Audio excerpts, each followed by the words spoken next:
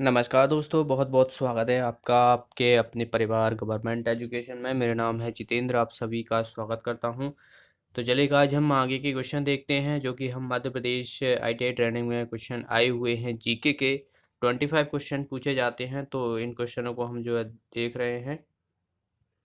Okay, तो चलिए start करते हैं। देखिए फर्स्ट क्वेश्चन की तरफ मूव करते हैं। तो पहला क्वेश्चन है यहाँ पर, और तो यहाँ पे पूछा गया है कि भारतीय संविधान के अभिरक्षक कौन है, यानी कस्टोडियन कौन कहा जाता है भारतीय संविधान के। तो इसको जो है वो भारत का उच्च न्यायालय होता है। तो इसका आंसर हो जाएगा सी ऑप्शन। भारत के उच्च न्यायालय में अभी करंट में अगर आपसे जज पूछ ले जाए कि कितने हैं, तो 32 है चीफ जस्टिस ऑफ इंडिया को मिलाकर। चीफ जस्टिस ऑफ इंडिया अभी ये की बात की जाए तो शरद अरविंद बोबड़े हैं, जो कि 47वें हैं। तो याद रखना है शरद जो 47वें हैं, ये भी क्वेश्चन पूछ लिया जाता है।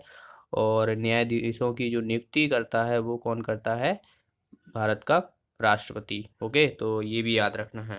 अगला क्वेश्चन की तरफ मूव करते हैं। तो यहाँ पे पूछा गया है कि निम्न में से कौन सी बोली मध्य प्रदेश में नहीं बोली जाती। तो इसका आंसर हो जाएगा मैथिली। मैथिली जो है दरअसल ये बिहार झारखंड वाला एरिया है, तो वहाँ पे बोली जाती है। और झारखंड की बात हुई है तो झारखंड में सबसे ज़्यादा कोयला पाया जाता है, तो ये भी याद रखना है। बाकी मालवी हुआ, बुंदेली हुआ, निमाड़ी हुआ, तो ये सब जो है वो मध्य प्रदेश में बोली जाती हैं। अगला क्वेश्चन है यहाँ पर, निम्न में से कौन सा अक्ष भारत से होकर गुजरता है।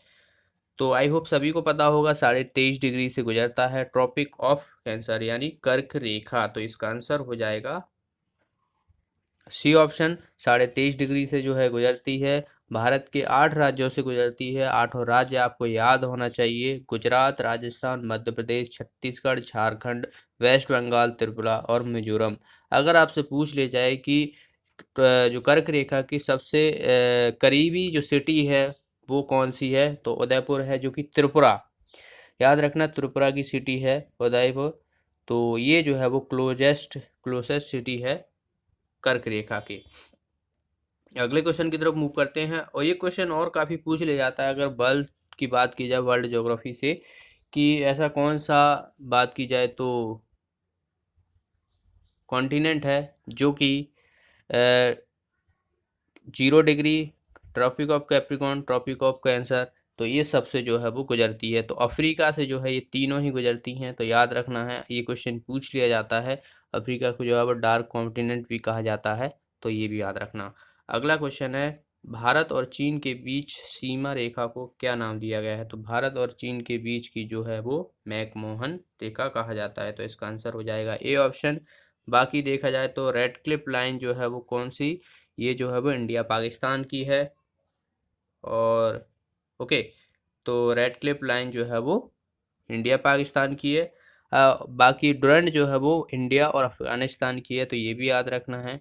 अब यहाँ पर आस पड़ोसी के देश की बात हुई है, तो एक क्वेश्चन एमपीपीएससी में पूछा गया था इसी साल कि कौन सा देश है जो कि भारत की सीमा को सबसे ज़्यादा टच करता है, बाउंड्री। तो याद रखना है बांग्लादेश। बांग्लादेश के बाद आता है चाइना, फिर आता है पाकिस्तान, फिर आता है नेपाल, फिर आता है म्यांमार, फिर भूटान, फिर अफगानिस्तान। तो ये याद रखना है आपको क्रम में: बांग्लादेश, चाइना, पाकिस्तान, नेपाल, म्यांमार, भूटान, अफगानिस्तान। अफगानिस्तान की सबसे कम जो है सीमा लगी है। अगला क्वेश्चन है, भारत के किस राज्य में सुल्तानपुर राष्ट्रीय उद्यान है। तो सुल्तानपुर जो है ये हरियाणा में है। तो इसका आंसर हो जाएगा ए ऑप्शन। और बाकी अगर देखा जाए तो सबसे ज़्यादा जो उद्यान है वो मध्य प्रदेश में ही है। तो ये भी याद रखना है, मध्य प्रदेश में सबसे ज़्यादा 11 जो कि राष्ट्रीय उद्यान है। नेक्स्ट क्वेश्चन की तरफ मूव करते हैं। नेक्स्ट है यहाँ पर, जीएसटी का जो है क्या तात्पर्य है। जीएसटी का फुल फॉर्म पूछा गया है। तो गुड्स एंड सर्विस टैक्स जो है, इसका आंसर हो जाएगा ए ऑप्शन, जो कि 1 जुलाई 2017 में भारत में लागू हुआ था। और सबसे पहले जो देश ने लागू किया था वो फ्रांस था। 1954 में जो है वो फ्रांस में लागू हुआ था जीएसटी। नेक्स्ट क्वेश्चन की तरफ मूव करते हैं। नेक्स्ट है यहाँ पर पूछा गया है कि जका जातक कथाएं किस प्राचीन भाषा में लिखी गई। तो जातक कथाएं हैं जो है कि ये पाली में लिखी गई। तो इसका आंसर हो जाएगा बी ऑप्शन। और अशोक के अभिलेख जो मिलते हैं वो मिलते हैं ब्रह्मई लिपि में। तो ये भी क्वेश्चन पूछा गया है, ये भी याद रखना। नेक्स्ट है यहाँ पर सिक्किम और तिब्बत को जोड़ते हुए सुप्रसिद्ध हिमालय पर्वत दर्रा कौन सा है। तो जितने भी दर्रे हैं वो सभी आपको याद रखना है। हिमाचल प्रदेश के, उत्तराखंड के, बात की जाए तो सिक्किम के, तो सिक्किम में बात की जाए तो इसका आंसर हो जाएगा नाथुला दर्रा। ओके, नाथुला दर्रा जो कि तिब्बत और सिक्किम को जो है वो पास करता है, ये पर्वत है। और जोशीला दर्रा भी जो है वो सिक्किम में है, तो ये भी याद रखना है। उत्तराखंड की बात की जाए तो मानालीचा दर्रा है, लिपुलेख दर्रा है, तो उत्तराखंड में पड़ते हैं, तो ये भी याद रखना है। हिमाचल की अगर देखा जाए तो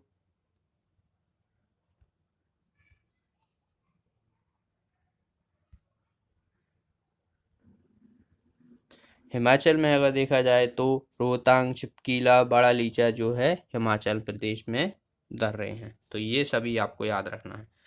नेक्स्ट क्वेश्चन की तरफ मूव करते हैं। नेक्स्ट है यहाँ पर राजकीय पशु पूछा गया है मध्य प्रदेश का, तो सभी को पता है बारहसिंगा है, लेकिन यहाँ पर जो है वो हिरन दिया हुआ है, डियर दिया हुआ है, तो इसका आंसर हो जाएगा बी ऑप्शन। तो मध्य प्रदेश के जितने भी चिन्ह हैं, राजकीय वृक्ष हुए, खेल, नृत्य, नाट्य, ये सभी आपको याद रखना है।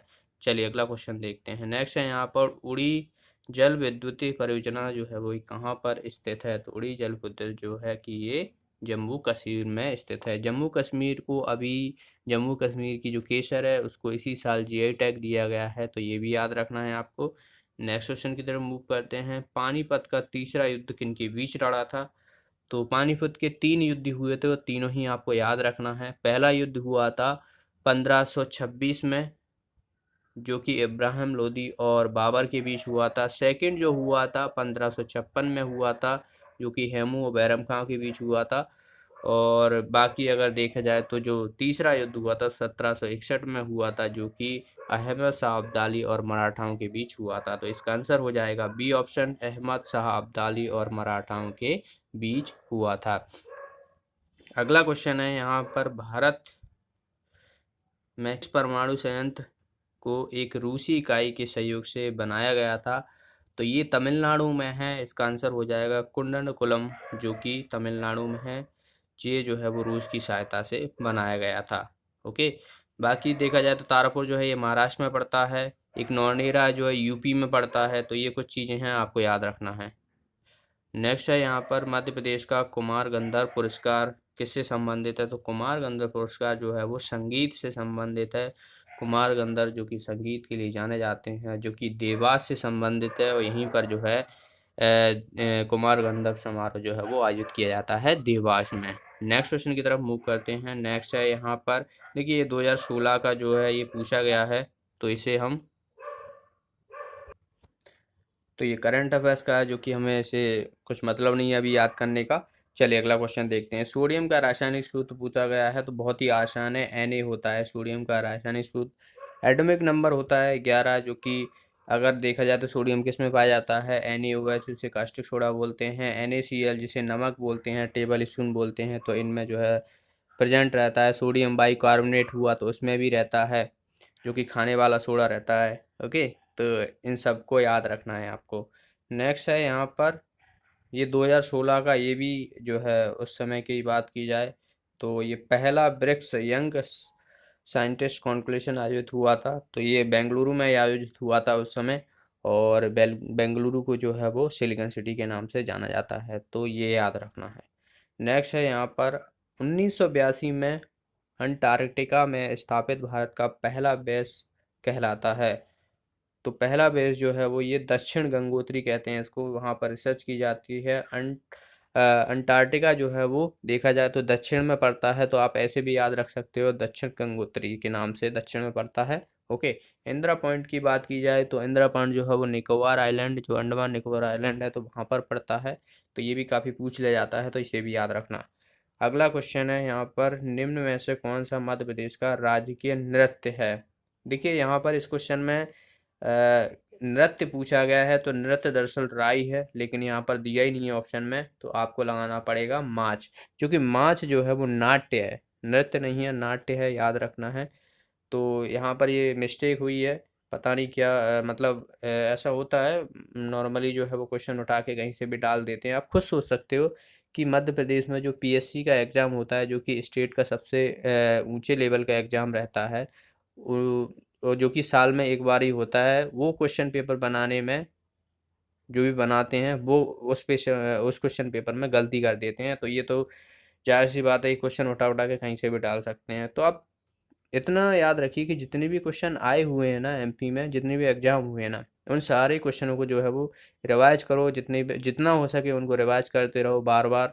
जीके के क्वेश्चन है, मैथ्स के क्वेश्चन है, इन सभी को, रीजनिंग हुआ, बाकी अलग हुआ, करंट अफेयर्स को छोड़ के करंट अफेयर्स जो करंट में चलता है वो आपको करना पड़ेगा। ठीक है, तो ये याद रखना है आपको। अगला क्वेश्चन की तरफ मूव करते हैं। देखिए यहाँ पर पूछा गया है कि भारतीय सांख्यिकी संस्था का नवयुक्त अध्यक्ष कौन है। तो उस समय जो है वो अलग थे, तो अभी की बात की जा रही है, तो अभी आपसे याद रखना है विवेक देबरॉय। तो विवेक देबरॉय जो है वो अभी आईएसआई के जो है वो प्रेसिडेंट है। ओके, तो इसका याद रखना है। चलिए अगला क्वेश्चन है यहाँ पे, बस 2020 में कौन सा देश ओलंपिक में आयोजित करेगा। तो अभी देखिए कोरोना वायरस चल रहा है, तो बहुत से खेल जो है वो पोस्टपोन हो गए हैं, तो अभी इसको याद करने में आपका कुछ मतलब नहीं निकलता। दरअसल उस समय जब अनाउंसमेंट हुआ था 2020 के जो खेल आए, मेजबानी होगी ओलंपिक खेलों की, दरअसल जापान की टोक्यो में। ओके, तो अभी याद करने का कुछ मतलब नहीं है, इसको जब कंफर्म हो जाएंगे ये चीज़ें तो आपके लिए प्रोवाइड हो जाएंगी। नेक्स्ट है यहाँ पर, जून 2014 में आंध्र प्रदेश के विभाजन के बाद किस राज्य का गठन हुआ था। तो आंध्र प्रदेश से जो अलग हुआ था 2 जून को हुआ था, दरअसल ये 2 जून 2014 को तेलंगाना। तो इसका आंसर हो जाएगा ए ऑप्शन, तेलंगाना जो है वो भारत का 29वां राज्य बना था। ठीक है, इसकी कैपिटल जो है वो हैदराबाद है, जो कि आंध्र प्रदेश से अलग होके बना था। अगला क्वेश्चन है, भरत मुनि के नाट्य शास्त्र में उभरने वाली नृत्य शैली कौन सी है। तो भरत मुनि के नाम पे ही जो है वो भरतनाट्यम रखा गया है, तो इसका आंसर हो जाएगा डी ऑप्शन, भरतनाट्यम जो है वो तमिलनाडु का जो है वो फोक डांस है। नेक्स्ट है यहाँ पर कि कौन सा जल निकाय अंडमान एंड निकोबार द्वीप समूह को अलग करता है। तो अंडमान निकोबार द्वीप को जो है वो 10 डिग्री चैनल जो है वो अलग करता है, तो इसका आंसर हो जाएगा भाई सी ऑप्शन। याद रखना है अंडमान एंड निकोबार को। अगर आपसे पूछ लिया लक्षद्वीप और मिनी काया को जो है वो कौन सा डिग्री चैनल अलग करता है, तो 9 डिग्री अलग चैनल करता है। कौन से को, लक्षद्वीप और मिनी काय को। तो ये भी क्वेश्चन पूछ लिया जाता है, कभी 10 डिग्री की बात की जाए तो अंडमान निकोबार, और 9 डिग्री की बात की जाए तो लक्षद्वीप मिनी काया। देखिए याद, अगर आपको इन दोनों में कंफ्यूज हो ना, तो याद देखिए 9 और 10, 9 छोटा है 10 से, तो देखिए मिनी काय, तो मिनी मतलब होता है छोटा, तो लक्षद्वीप, लक्ष्य जो है वो छोटा है, लक्ष्य मिनी, तो बहुत छोटा लक्ष्य है तो 9 डिग्री, और अंडमान निकोबार याद रखना है तो 10 डिग्री। तो ऐसे करके याद रख सकते हो आप, थोड़ा हिंट मिल जाएगी आपको। नेक्स्ट है यहाँ पर पूछा गया है कि मध्य प्रदेश में पैदा हुए थे, और ये जो है वो परमाणु ऊर्जा आयोग के अध्यक्ष भी रहे थे, तो उनका नाम पूछा गया है, तो इसका आंसर हो जाएगा अनिल काकोडकर, जो कि बड़वानी में पैदा हुए थे। ओके, बड़वानी जो है वो वहाँ पर पैदा हुए थे। नेक्स्ट है और लास्ट क्वेश्चन है यहाँ पर कि राजा राम मोहन राय द्वारा स्थापित समाज का नाम क्या था। तो राजा राम मोहन राय जो है, इनके द्वारा कौन से ब्रह्म समाज की स्थापना हुई थी। ब्रह्म समाज जो है वो ये 1828 में जो है इनको जो है वो स्थापना की थी राजा राम मोहन द्वारा। और आर्य समाज की जो है वो स्वामी दयानंद सरस्वती ने की थी 1875 में। और 1873 में जो है वो सत्य शोधक समाज की स्थापना हुई थी, जो कि ज्योति फूले के द्वारा की गई थी। और 1867 में जो है वो प्रार्थना समाज की स्थापना की गई थी, जो कि आत्माराव पांडुरंगा द्वारा की गई थी। केशव चंद्र की प्रेरणा के सफल स्वरूप जो है वो इन्होंने प्रार्थना समाज की स्थापना की थी। तो जितने भी ये स्थापना हैं, जो समाज स्थापित हुए हैं, तो उनसे डेफिनेटली ये क्वेश्चन पूछा जाता है। इसी साल जो है वो पीएससी में भी क्वेश्चन पूछा गया था। पीएससी में शायद बुक से पूछा गया था कि स्वामी दयानंद सरस्वती, शायद ऐसा कुछ क्वेश्चन था, मुझे एग्जैक्ट याद नहीं है। तो इनके जो भी मॉडर्न हिस्ट्री है ना, वो आप अच्छे से पढ़ लेना, वहाँ से ही क्वेश्चन पूछ ले जाते हैं ज़्यादातर, मेडिवल और मॉडर्न। ओके, तो ये थे आज के क्वेश्चन। आई होप सारे क्वेश्चन आपको समझ में आ गए होंगे। आपको वीडियो अच्छा लगता है तो वीडियो को लाइक और शेयर जरूर कर दिया करें, और जो भी साथी नए हैं तो चैनल को सब्सक्राइब भी कर लिया करें। जिससे कि आपको वीडियो का नोटिफिकेशन मिलता रहेगा। बेल आइकन जरूर दबाइएगा। तो मिलते हैं अगले वीडियो में। Thanks for watching the video. Have a nice day.